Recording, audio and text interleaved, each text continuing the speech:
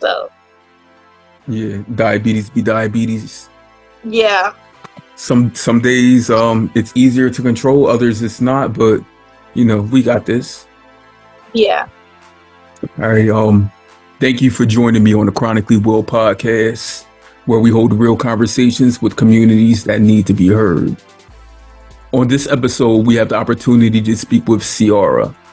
Ciara is someone that I haven't had formal conversation with in the community, but I do know Ciara via the online Instagram community that is people of color living with type 1 diabetes. Ciara, I thank you for joining me on this journey. Could you please give everyone a summary of who you are? Yes. So I was diagnosed with type 1 diabetes at 9 years old. I am the youngest out of 3 siblings. And I'm a dancer, choreographer. I've been dancing since I was 3.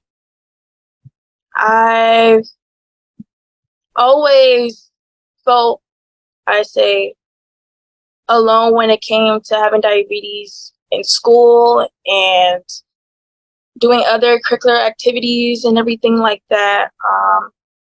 I'm multi-talented, so I can draw as well. I could do hair. I did the first I did myself right here. And I love seeing other people that are like me who have type 1 diabetes as well. It makes me feel like I'm not alone.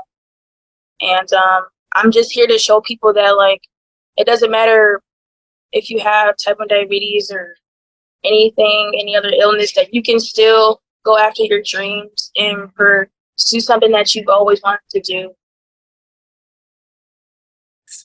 Ciara, you just spoke a lot of strength into young people, old people alike, because you are young. What are you, 21? Yes. 21 years young, not 21 years old, because to your parents, you're still their baby, right? Yeah. But you just spoke a lot of like strength, the way you embody, like you said, a, I am a. You didn't say I want to be, or it's something I'm pursuing. You know that you're a dancer, right? You know that you can do hair. You know that you can draw, do art, all of those things. Like the first thing I jotted down was artist, because in all actuality, you are an artist. You are, I mean, you may not, I'm not sure if you feel as though you're a professional, but you are an expert at what you do. I have seen via your Instagram that you are an artist, and likewise. And yeah, I truly enjoy you in this space. And one of the main reasons that I did reach out to you, I wanted to have a conversation with someone who was younger. I remember when I was 20, 21 years old, living with type 1 diabetes. And I remember the nuances of it, like having to even tell people certain things, like, I can't do that right now. And they're like, why? So many questions were asked at that time. And then so many people thought that just because I'm able to play all the sports, stay up all night, go to different parties, clubs, they thought that I could always do those things. So when I told them that I can't do that right now, they looked at me like, you're Mr. Bionic. Like, how that's why I wanted to have a conversation with you at this age right now today, to see if like if you're dealing with any of those, how people feel as though you are this bionic person because you are able or capable of doing all these things. Mm-hmm. Yeah, there are times where like I would have to like leave rehearsal because like I'm not feeling good. My blood sugar is high like the whole day. I'm like, I don't know what's going on, but it's also affecting how I'm dancing and how my mental state is. So I'm like, I have to go. Like, I have to make sure this is in check. Or sometimes I can't even show up to like a certain event or something because of what's going on with that. Yeah, it's like some people may treat us as if like we're kind of like normal like everybody else. Like we can, we are able to, but we have to adjust our blood sugars, and if we don't, it can affect us in a way that we're not able to actually do what we want to do in that moment. Um, yeah. So I mean, our blood sugars affect everything. yeah. So I know that being a being a dancer, that being one of your primary art forms, that there are the imbalances of that. Like, I know mentally you feel as though you got it all the time. Like, I can handle this. Like, and for you to say that sometimes it makes you stop doing certain things like practices, you may have to miss a show or performance. That tells me that, I mean, even that you have to be even better, greater than the norm. Mm. So right here today on this platform, I have to give you your flowers because as a person living with type 1 diabetes for the last 21 years, I know equally those nuances. I'm not a dancer. Um, I can dance, but that's not something I do. But just knowing your body is always in movement, always in motion. People who do not live with this condition, people who do not see it 24/7, they need to know these things because you shouldn't, Ciara, have to always give them the answer. You shouldn't always have to, like when your blood sugar is running low, are you able to like fully gift someone the conversation that may be needed so that you can be at your best? Yes, I feel like if I trust that person and they, I've been around them a lot of times, and I tell them I'm low, I'm like, I'm gonna eat something. Like, okay, do you have anything? Or they always ask, like, I have some snacks on me too, which is really a good thing. But then it's when the people that don't know and they're like, oh, you're low. What does that mean? Like, you still have to do this X, Y, and Z, and I'm like, what? So yeah, when I am low, I just pull out my snacks. Like I check my blood sugar. I do the whole thing, wait within 15 minutes, and sometimes I'll even wait a whole hour. Like I'll wait a whole hour to even continue what I'm doing before even like making sure I'm, my blood sugar's back in range and everything. But I don't have a lot of issues with people who like have a problem with like me being low or anything. But yeah. Do you have a problem with when you're high? Because that's more of the invisible one Yeah, where people don't see the highs. they don't, because it's like I can be super energetic, but I feel like that's like when my blood sugar is high. It can be like in between, like good and high, and it's like it kind of it happens like in a good way and in a bad way sometimes. Like not only that, like it kind of helps. Like if I'm doing something active and my blood sugar is high, like I'm able to I'm able to have my blood sugar go down, and on the same time, the bad thing about it is that like if I'm still high after doing something, and it's like I'm doing all of this and it's not working, and then nobody really knows what's going on. I'm over here acting like everything's normal, but the whole time I'm just in the side waiting until my blood sugar goes down. So yeah. I have to ask this though. Knowing that you're a person like myself living with type 1 diabetes, have you ever thought of like living with type 1 diabetes and how if I didn't have this condition, I could be able to do even more on top of XYZ? Like you're a professional, you're great at everything you do.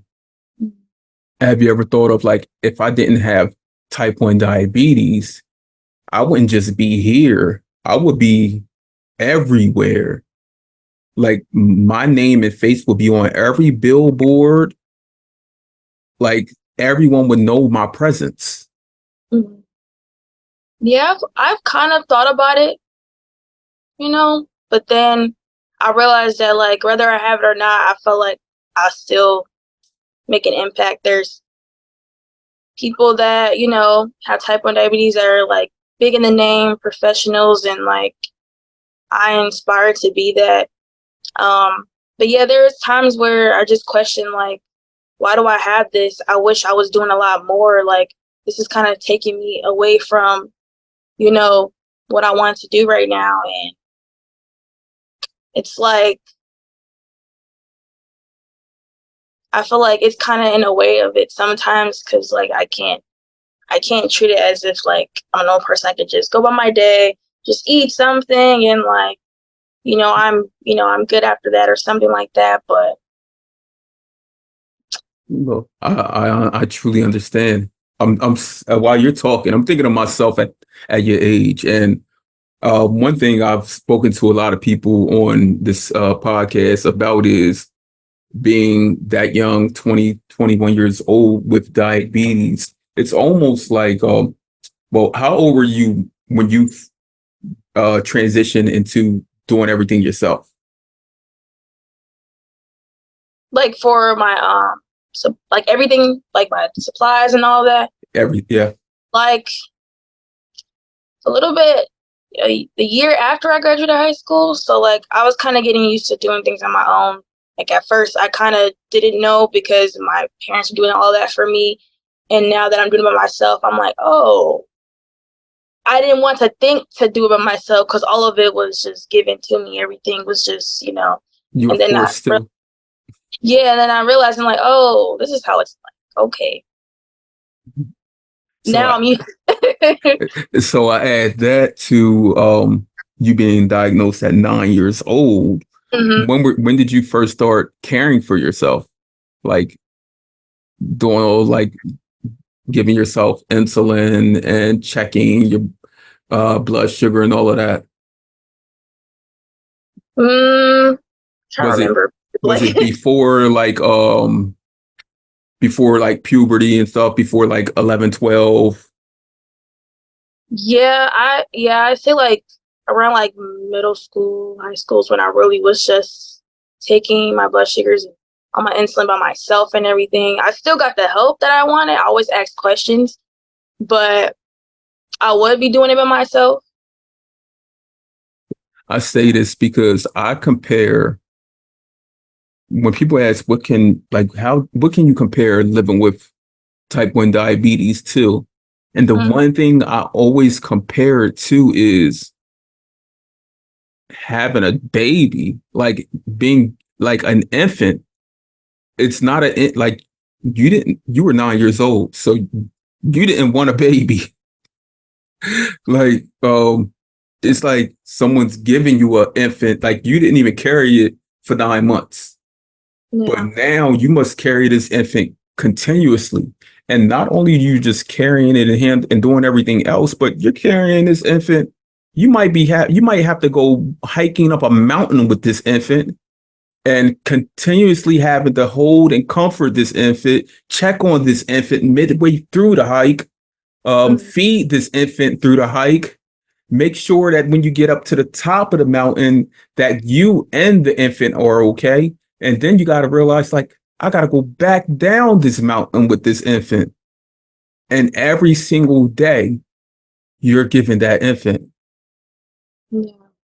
Yeah, so I mean it's truly unfair. It is, but at the same time, everyone that I know in this community have embodied a will and strength that most people don't know exists.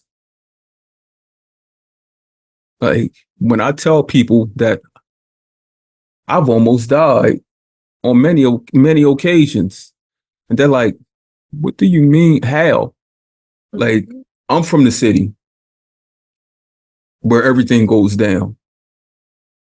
So I could speak to a friend and they'd be like, I remember when I was certain age and I almost died, almost got shot, things like that. And I'm like, I almost died a few times at that age. And they're like, no, you didn't. And I'm like, yes, I did. There's so many times I've waken up with an EMT, emergency rescue next to me, or that I woke up, my blood sugar was so low, I was discombobulated, didn't know where I was, what I was doing, and just had to figure it out. Do you have any of those experiences? Yes, a Yes. lot growing up. When I was first, I say around the first year that I was like diagnosed and everything, I would get seizures.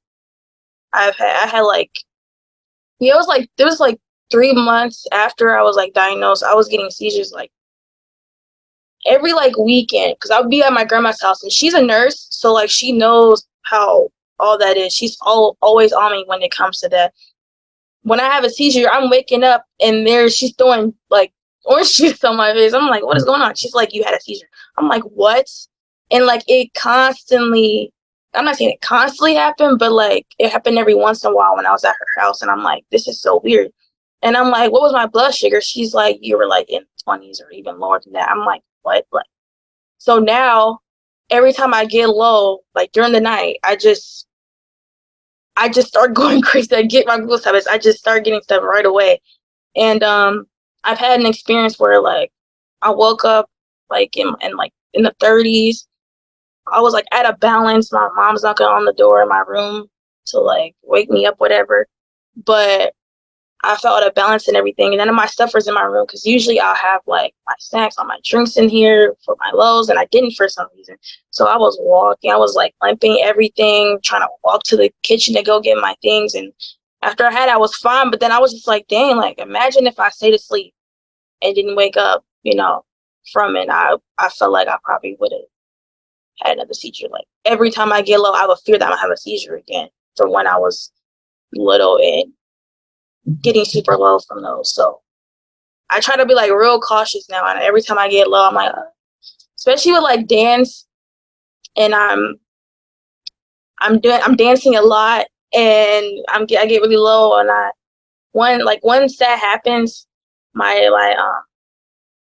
my energy kind of dies down a little bit, and then I'm like, okay, I have to step out. I don't like that I have to step up, but I gotta step out for this. But yeah, just the symptoms that you get when you're low, it just makes me feel like I'm gonna pass out sometimes. Like the numbness in the hands, the off balance, the like my mind, I'm not thinking straight, super like nauseous and like lightheaded, so crazy. So And you know what's crazy with that? If someone were to ask, like, if you're okay, for the most part, we usually be like, I got this, or I'm okay, or I'm fine, or I'll figure it out.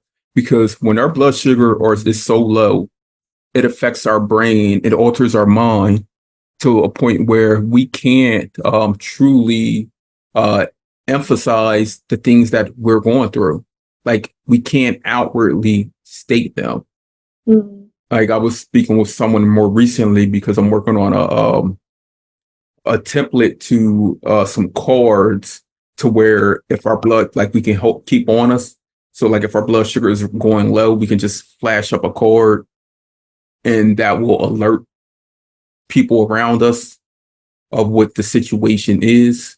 So like a red cord could be like a severe low, dangerously low, and they'll be like, okay, we know to now help out Ciara or help out Will so that they can be at their best because during that moment we'll be like, I got this, I can handle this. mm, Because for so many years, like I said, we've been holding that infant. We've been carrying that baby. Now we're attached to it. Like as much as we don't want it, it's like it's a part of us. It's truly a part of us. And you mentioned going to your grandmom's house when you were young and having those seizures. And it makes me think that maybe at those young ages, you were still going through a honeymoon phase, because everyone that has been diagnosed, when they leave the hospital, they're given certain ratios.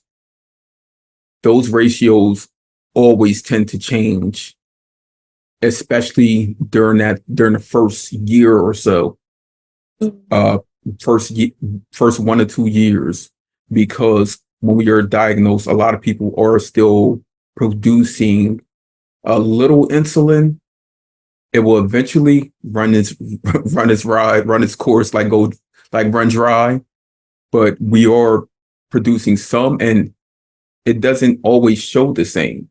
It happens sporadically. Like you said, like you can be at your grandmom's house sleeping. Next thing you know, you're having a seizure. Like, it's that whole not being able to be aware of the situation of having a severe low. That's the true fear, because everything else in life that we do, we truly are in control of, except for these severe lows, even the highs. As much as we dread them equally, it seems as though we can still get by. Yeah. Even though, as you said, those those highs that are so high, like that they may take forever to come down. Those are the ones I call the.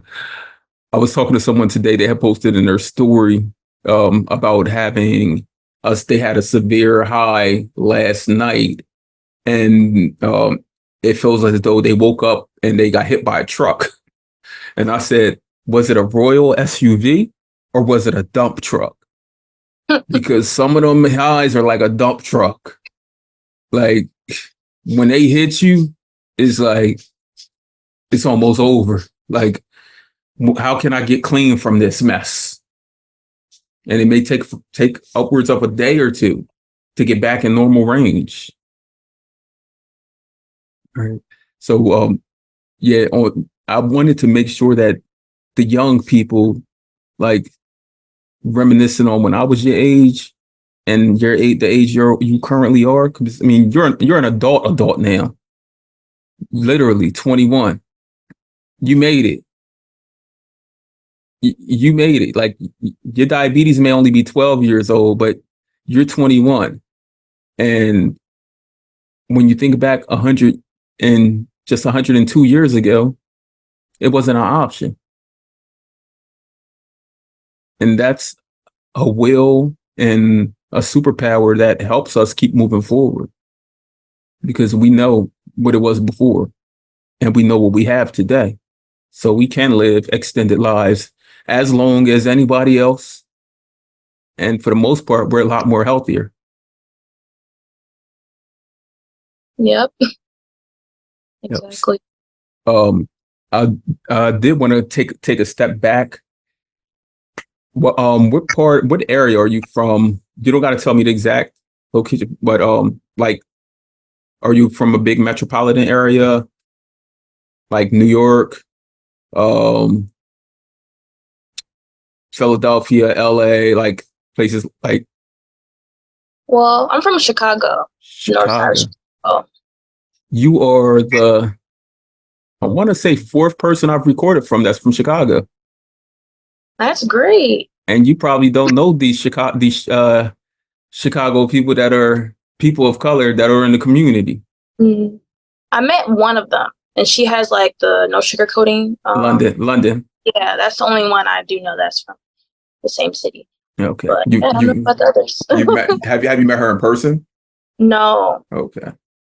She's a great person, and she's doing a lot of advocacy work for people living with diabetes, and she's trying to, like, share information and resources, and she wants to be a pillar in the community. I was just having a conversation with her a few days ago about when I rise, she will rise also, because I always bring my people with me no matter what. But yeah, have you ever thought of doing any, like, diabetes advocacy work, or I've bringing definitely that, thought about it. bringing that a Yeah, part of what you're doing in the art. I was thinking of probably having like a fundraiser, like a class that's like fundraisers for like people that have type of diabetes, and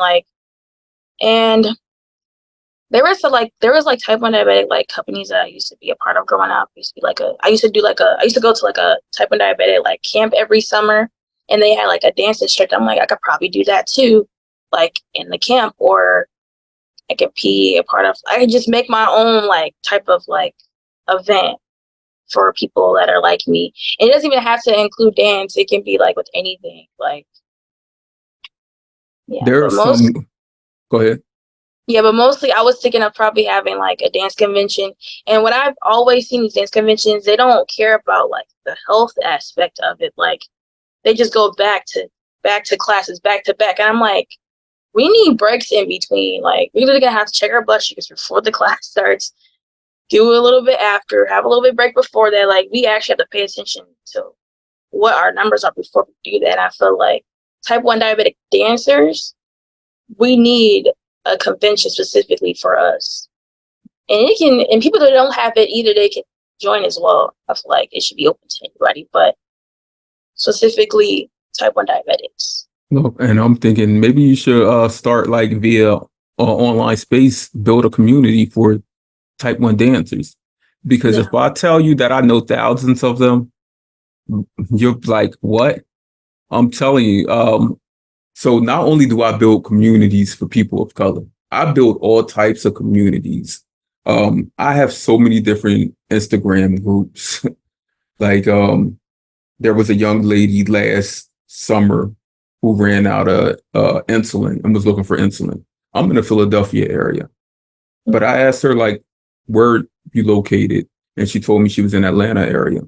So I formed a whole group of people in Atlanta of like 50 people, and they were like, so many people were willing to offer her insulin. Like anytime I see things like that, because I'm a true empath at heart. Like I truly try to embody and feel what others are going through and not compare it to anything else. And like I've built, there was one young lady who's a pole dancer who's a type 1 diabetic. And she had posted something like, is there any more other pole dancers that are type 1 diabetics? I found like 100. Wow. And then they built their own pages, and people who are into like hip hop dance that are type 1 diabetic, like I can name so many off the top of my head that actually are big. Like I'm not sure if you know Lydia. She's in the UK. She's big on TikTok also. I'm gonna look her up. Her name sounds familiar. There's actually two Lydias. Um so one's from the UK, and there's another Lydia that is from Algiers in Africa, but she lives in France, and she's a world-renowned hip hop choreographer. Trying to think who else do I know off the top of my head. Those two. I know a couple professional cheerleaders that are type 1 diabetics. Like there's a huge community, and I'll send them all to you so you can actually form your group. Yeah, definitely do that because there's only one dancer I know that has type 1 diabetes, and she's all the way in Las Vegas. Like she performs for artists out there. Las Vegas is a big old city. They always have events going on. And I was like, well, seeing her kind of inspires me and what I want to do with dance. But it's like I need to find more people. Like I've been looking up. Like I randomly found her account. Like I know during like I know who you're talking about. I can't remember her name, but I know who you're talking about.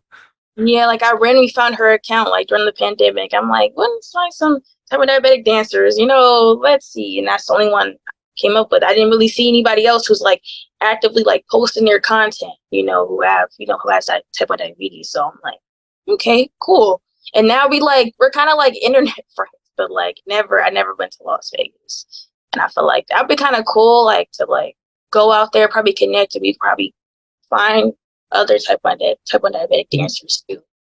And the crazy thing is that that's probably seems weird. Like when you had like if you were to have that conversation with someone else, they're like I'm going out to Vegas because this type 1 diabetic girl I met lives out there and she's a dancer. They're like, you going out to Vegas for type 1 diabetic dancer? Like what? Like it really, I mean, to other people it might not make any sense, but to me it makes hella sense. Like for real. Like when I think about it, because when I find out that there's like type ones near me, like I want to connect. Like a few months ago, I'm at the drive-through at Dunkin' Donuts up the street from my house. And there's a young lady, she has a G7 on her arm and it's falling off.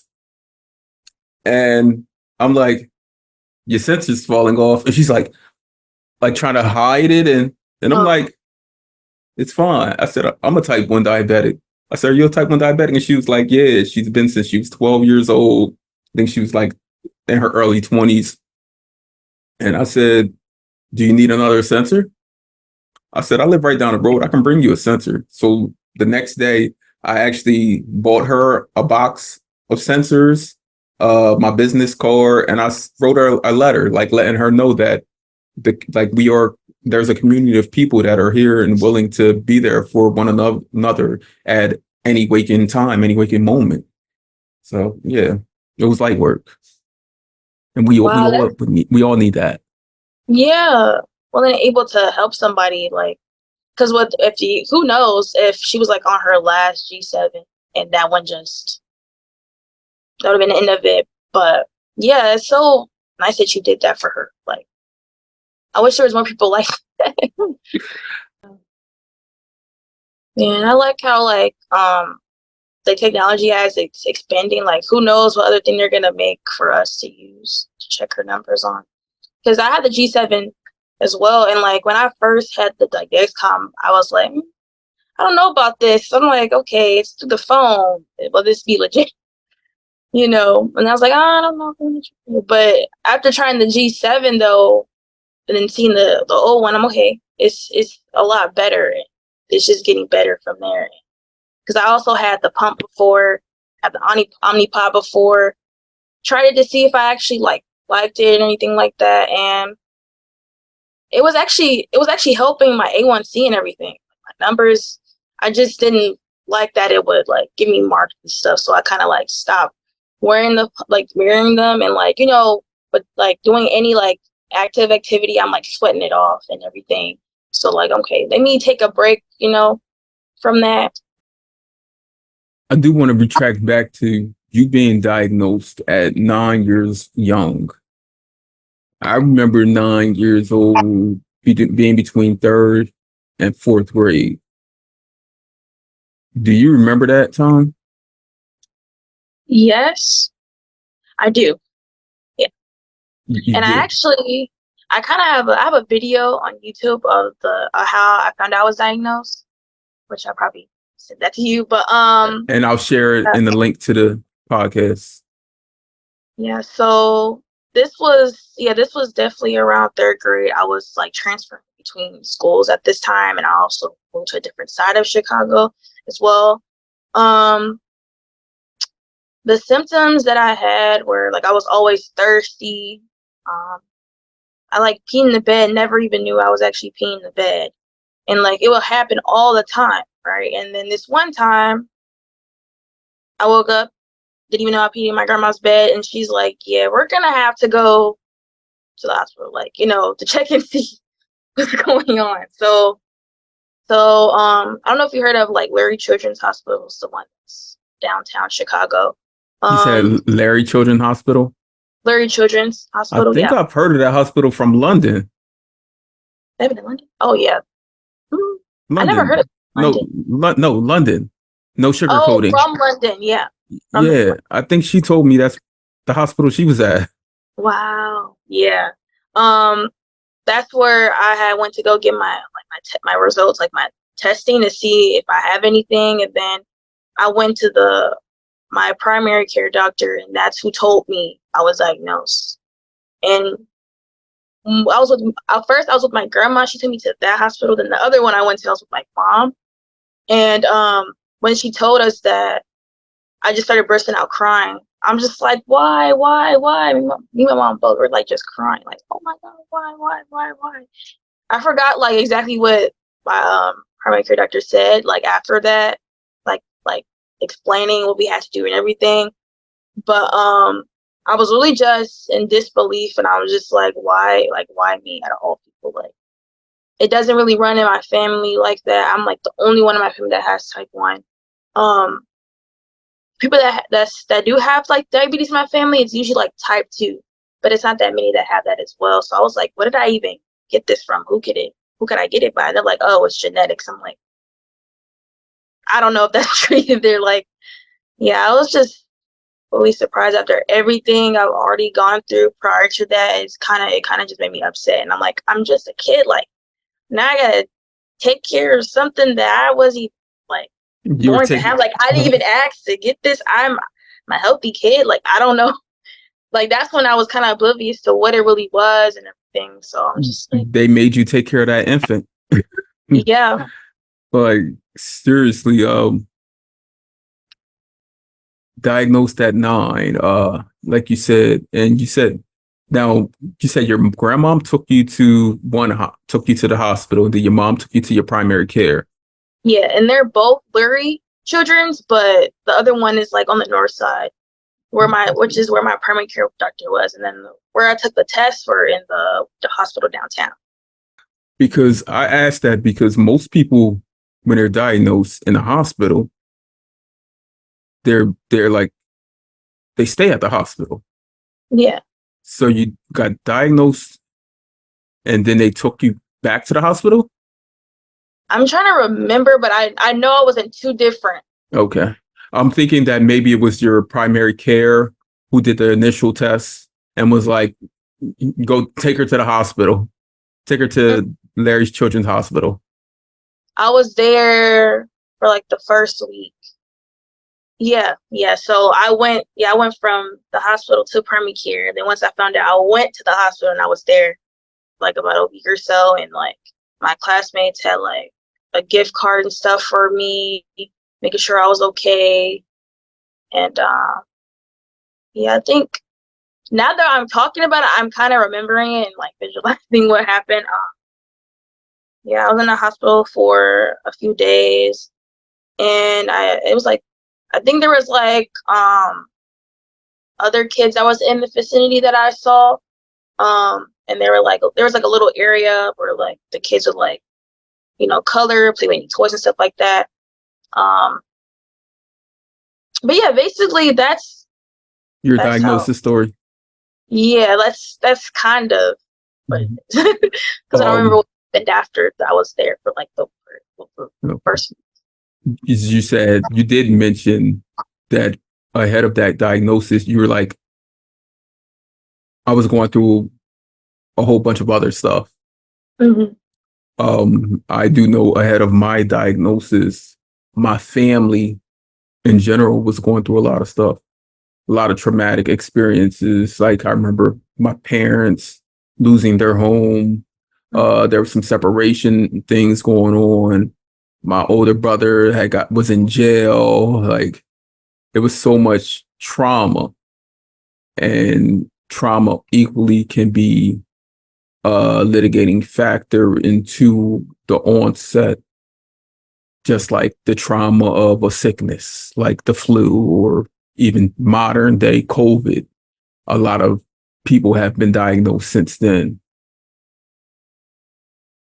And just like 20 some other people I've spoken to, when you got diagnosed and you went back to school, that's a whole nother experience. Um, do you think your classmates were prepared for you? And I say that in the aspect to, I'll have to give some more background to that. A lot of people I've spoken to said that they went back to school and a lot of the classmates like looked at them different. A lot of them asked a whole lot of questions that they didn't have answers to. And some of them just wanted to avoid them. Mm-hmm. And even some teachers were like, you can't do this now. Like when they would have like parties in a classroom, teachers would be like, oh, you can't have this. You did. What was your experience going back to school? Well, I don't think I had like a bad experience. I kind of felt like they kind of treated me normal, which is like surprising to me. But then I also was around other type 1 diabetics, and I was like, oh, so this was already going on. Like, you know how like the nurse would come and they come and get the kids before lunch and everything. And I saw like 3 other kids, and I'm like, oh, okay, this is nice. But then I was kind of treated like normal. But then I was just like, nobody was really asking me like if I was okay, except for the friends that I made. They just, asked if I was okay and if how long was I out there for, things like that. But yeah, I mean, I didn't really have a bad experience. I think it was like kind of after I left that school was when all the conversation When middle about school popped my up, degree. Yeah, I'd say after like around 4th grade, 5th grade was when, little girl's puberty. yeah.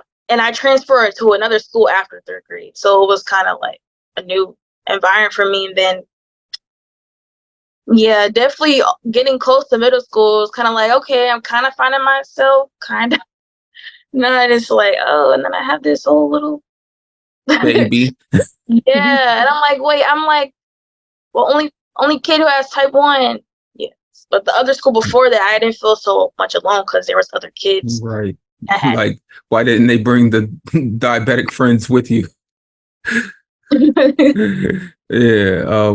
Transitioning into middle school, I know from myself, it was an experience, but for girls, it's a whole nother game. Like, it's like a whole new world. Like, and I mean, just seeing it from my point of view, like I have my daughter is going to the 8th grade. So my like when she went to middle school, there were so many other things going on. More like the friend groups, the ex-friends, the friends that are on the island by themselves now, like who you done kicked out of the friend group, all of the hormone changes and nuances of that, learning your own womanly ways and how you want to go about things. Young girls, they become loud. They become very loud and they become unapologetic about a lot of things. Um, I must ask, how was that experience stepping in middle school, like 6th, 7th, 8th grade? So in 6th grade was when I had like it was kind of like an actual middle school experience. After like during 7th, 8th grade, it wasn't kind of the same because I went to like a Catholic school. But before then, I was kind of just like also within the same like type of friend group thing you were talking about. Like I went from one friend group to another, and they're like, "Oh, you have to choose between the two." I'm like, I like all of you guys, but why do I have to choose? Like, but I also felt a little left out sometimes because I was only type 1 diabetic, and some people will want my snacks too, and I'm like, this is for my low. I'm not sharing this. Like this will always happen too. Like I'm just like, why are you? It's like, do you not know what I have type of diabetes? That's why I'm eating the sack. I'm not eating it just to eat it. Like I'm not gonna give it. But I also find it kind of funny though, because like they're not even thinking that this is something serious. But I'm still going about my day, and he's just a normal middle schooler. I'm just Because having fun. it seems as though the first teacher prepared, or the first school prepared everyone for you coming back. Now, when you had to go to middle school, like no one prepared you or the other kids for this child entering, this middle schooler entering with the diabetes. Did you ever feel ostracized, meaning left out of any situations while being in school? Like it could be like snacks, gym, anything. Mm, the good thing is that I didn't really like fully experience like what that was like. It just seemed like, I guess since I was the only kid, I was able to like have the attention on me when I was around the nurse, and whenever something was going on. When I was low, I'll always tell the teacher, and they'll always let me, go out to, do that. I just always had the extra time, um, especially around like 7th, 8th grade, and like this is a Catholic school, so like they care about their students. They want to make sure their students are on top of their, on top. I'm up here smiling and laughing. You know why? Because my daughter goes to a Catholic school, and I'm like, those girls are wild. Like and she goes to her school is all black and brown girls, Mhm. and it's a Catholic school, but it's it's wild. I mean, it's only like 40 something girls between 6th and 8th grade, but the the issues that they have are exasperated compared to when I was in middle school. I don't know if it's just because of today or if it's because of like it's only so many of them and they have to see each other and they have to like Yeah, face each other every day. yeah. 'Cause like in middle school, it's like I never had a problem when it came to my diabetes, but it was other things. And I was bullied in middle school, like from all the schools I've been to, but like it never had anything with my diabetes. And I thought it was gonna be from that, but it's other things. And having people to be in your clique or whatever, and like you're different and everything. Because I always wore glasses and things like that. I was never what I'm like now, but I was always the one that was kind of shy and timid. But when I was like around certain people, I'll be like outgoing and nice and everything. And then sometimes I wouldn't even tell people I had type 1 diabetes at the time. I just was just enjoying life. I wasn't trying to take it so seriously. But like when in school, I was like focused on my grades and getting homework done. But then when friends come into play, it just made me feel like, yeah, maybe they do not care about me having type 1, and they maybe should, because who knows? Like, Right. That was like the now. beginning. That was like the beginning of like Instagram and Yeah, things. Like if they were how they are today with everyone and their stories and DMing people and like it's crazy. Like when I have a chance to like look at the different stories and the messages and like I told my daughter like don't even respond to this like people that invited you into group chats so that they can tear you and your friend group apart and like it's wild today. yeah, yeah. I Yeah. had, yeah. I'd say I did have a situation like that. Like people were turning my words into what they think I said, and it just basically made people against me. And it's like I'm new here. I'm thinking it'll be the other way around. Like, but yeah, it's um Now, yeah, like whenever I'd be in line in class, like whenever I'd be in the line to go in the room, everybody would be like stepped far away from me. So I'm like, I'm gonna just get at the end of the line, because this just feels like all of you guys don't like me, and that's kind of weird. Like even if you don't, like why even step like that far from me in the line? We're all in a line. We're just going to the same place. Like isn't it it's funny how those things that occurred then, like 7 to 10 years ago, how today, like you could see some of them same people out in public, and it's like nothing ever happened. It's crazy. Like we remember, like you remember those things, but like the other people, like they treated like oh nothing happened. yeah, and some of them said they forgot. I'm like, oh, you forgot? Yeah, imagine if you had type 1 diabetes. Right. And you were going through all of the nuances that are there with type 1 diabetes and imagine if they had that and yeah, you forgot. Nah, I remember. I had to remember everything. You had to remember everything back then because you probably had began self-managing by that point. Yeah, I was doing it a lot more. I say 7th, 8th grade, and then in high school was when I was doing it all the time. But I was still getting the help I need, which is good. Now, did you have in school? Did you have like a IEP or 504 plan? hmm That's great. Yeah. I remember you saying that your grandma is a nurse, right? Mhm. Yeah. So I was like, your family was on that to make sure. Yeah. Now, was it something that the other kids know that you had that? No, I don't think I ever told any other kids about that. I didn't really know like what it was.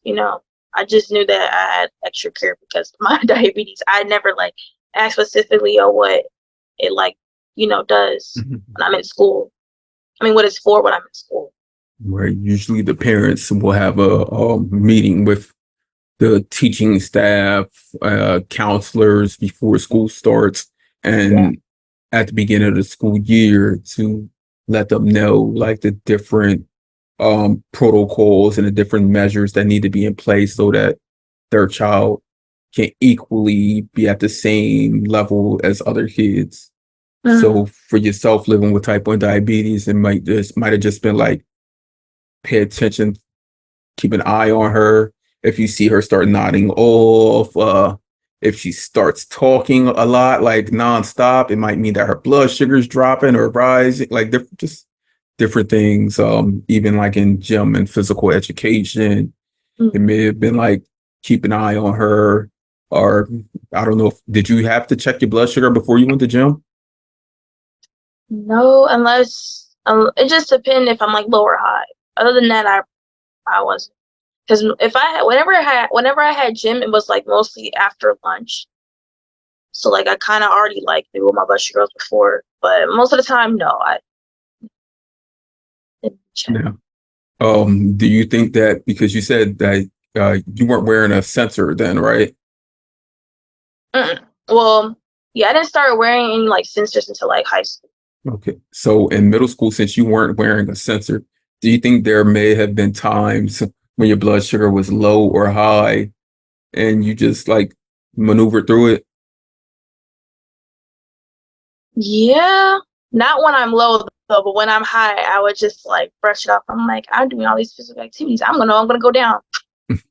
I was like, I wasn't in my head, but I'm like, okay, I'm gonna burn. I'm just gonna drop. Like, I don't want to get low though, but I know it's gonna drop down. I'm drinking all this water, taking my insulin. I'm moving on, and then um, I see some good results from that though, because like I check myself like after like the after being high from like gym and my blood sugar's good. I'm like, okay, but make sure I eat something because I've gotten low from like after being good after a high. So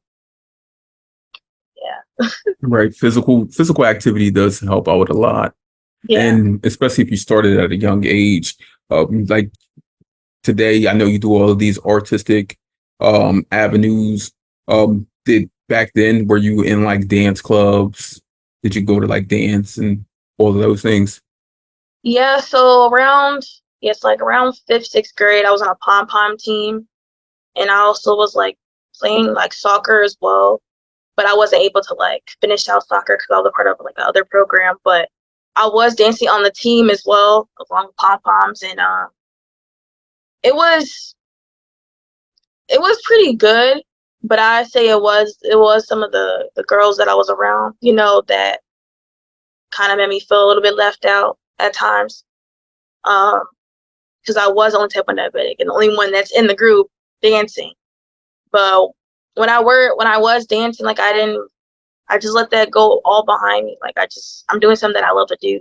It's really fun. So I'm just making sure that I'm okay. My blood sugar's okay. I don't care what anybody else thinks. I'm just do what I gotta do. Right. Focusing on you first. Um, I see a lot of parents online via social media today that go into panics when their child, like when their child doesn't have a sensor, doesn't their pump fails, different things. Mhm. And it made me just think about you growing up, going to dance class, playing soccer without a sensor, without a Mhm. pump, without the technology. And I'm like, you have a story like to tell these parents that your child can still be at their best. Yeah. Because Like, it's all about, because I was getting used to like what I felt like when I had those numbers. So I always adjusted to that. And like when I did started having like the pump, because the first thing I had that during like my sophomore year. I'm like, oh, this is what it's like to know when your blood sugar's acting this way, and it's like instant going through you every hour, and you're like, what?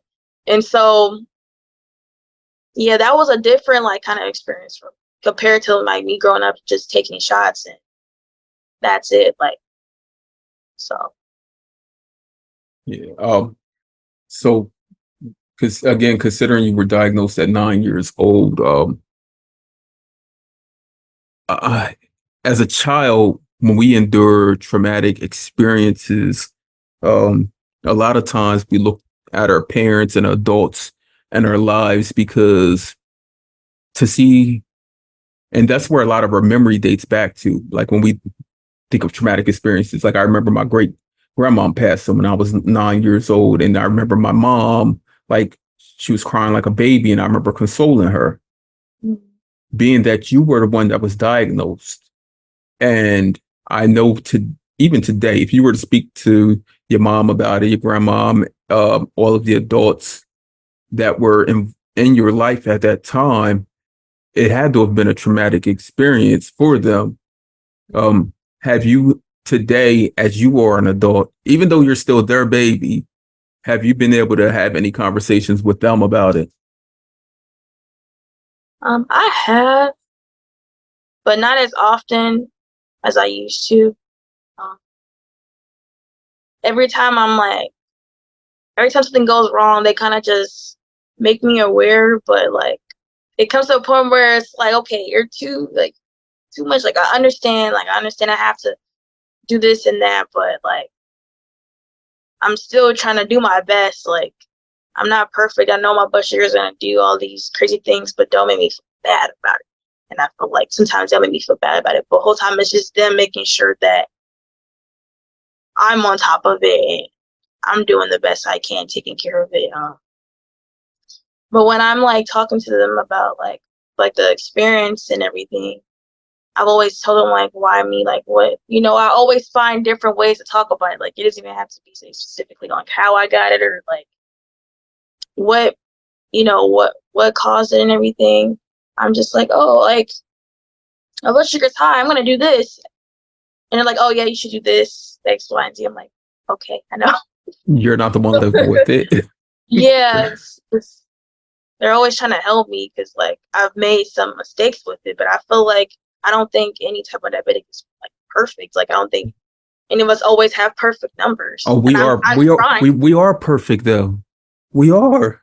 We're perfect compared to the non-diabetics. You know why we're perfect? Because we're able to do these things. If we were to today give them diabetes, you know how they would react? They would be in shambles. Like, I don't know what to do. I don't know what to do. Ciara, can you help me? Will, can you help me? Like, they would be in panic. If someone you knew today, child, got diabetes, you would be the first one they contacted. They will reach out to you because they feel as though we should be perfect in this. It's diabetes isn't perfect. It will never be perfect at all.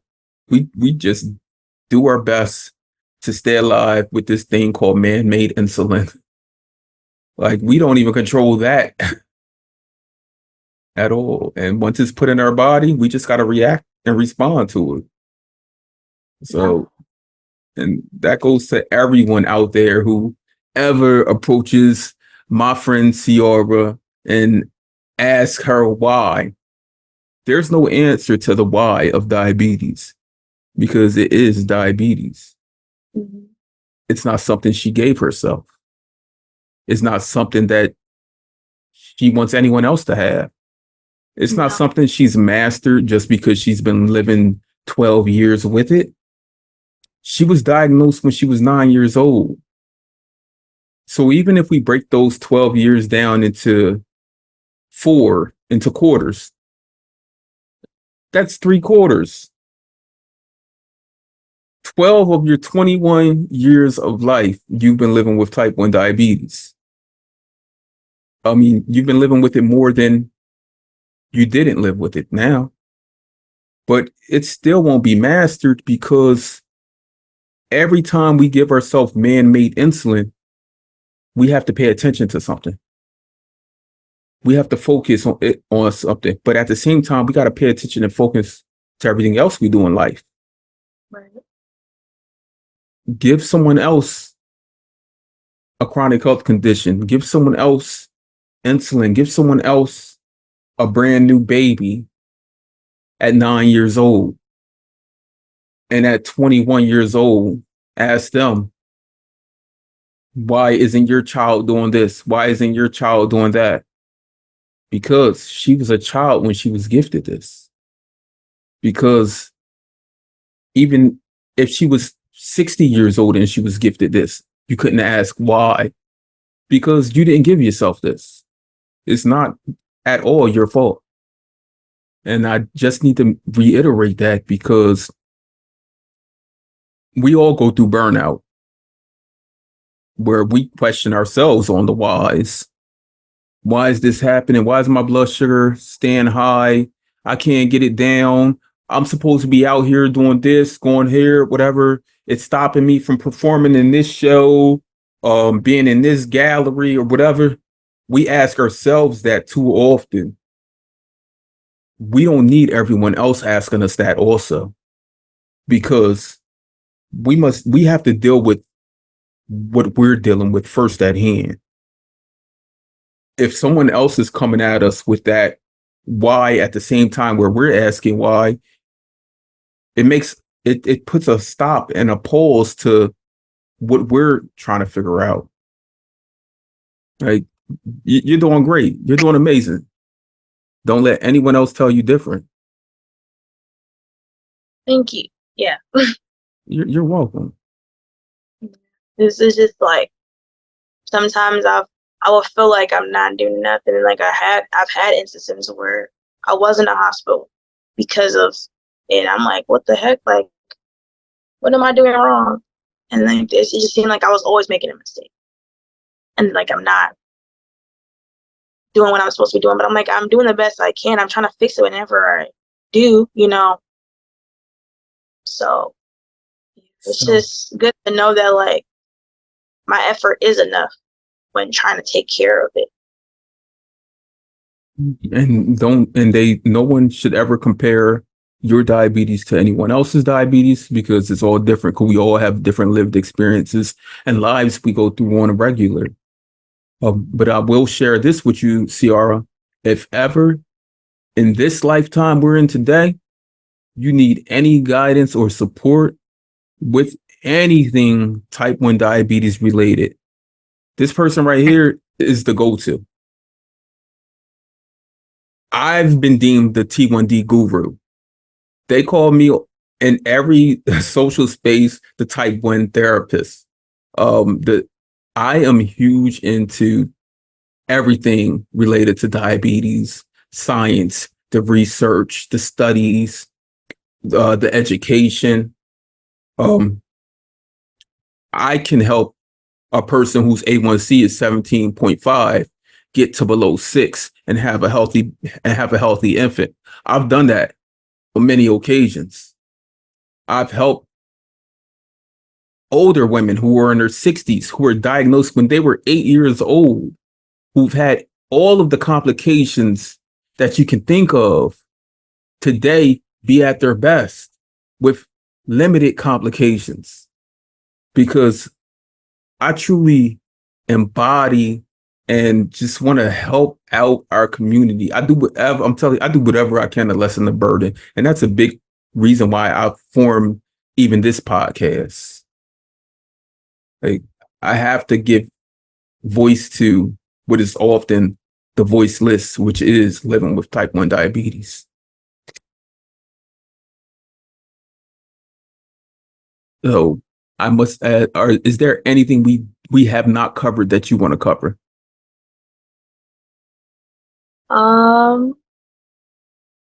I think we discussed the things that I've actually been wanting to talk about. So yeah, I think that's everything. Um, yeah. So I must ask you this, and I ask everyone this as we come to the end of this conversation.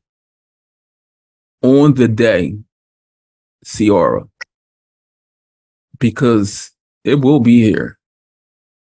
On the day, a cure is here. And that cure will be readily available to everyone. I'm going to speak that into existence. It's not just going to be you having a cure. You can send me a DM and I'll let you know I have that cure.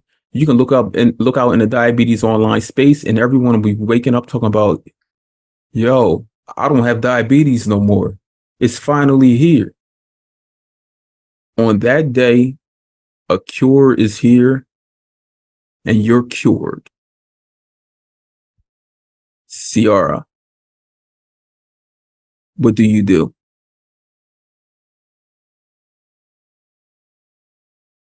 I'm gonna thank God. It's not only I'm gonna appreciate the experience that I've had, while having it, I'm gonna appreciate it a lot when I don't have it. So it makes me seem like all the work that we put in as type of diabetics to make sure that we are taking care of ourselves, that since we have a cure, it's kind of like all the stuff we did was worth it because we're still living, we're still able to we were able to fight against it, and now we're cured. Ciara, every conversation I have, I try to figure out what the title was going to be. And I think I just got yours. I must say, you're young. You may feel as though you're getting old, but you're young. And you've just helped out our community in so many ways by just gracing us with your presence and being able to just speak about your lived experience with diabetes. And you never ever have spoken about, and I've tried to put it out there to see if like almost as a bait, but you've never ever spoken about like the horrors of diabetes, the fears of diabetes. You speak it into existence that you will conquer, you will become everything you're going to be. And you will, like, seriously, because as you said, and you just gave me the title to your episode, it was all worth it. This conversation I just had with you, Ciara, it was all worth it. And I thank you.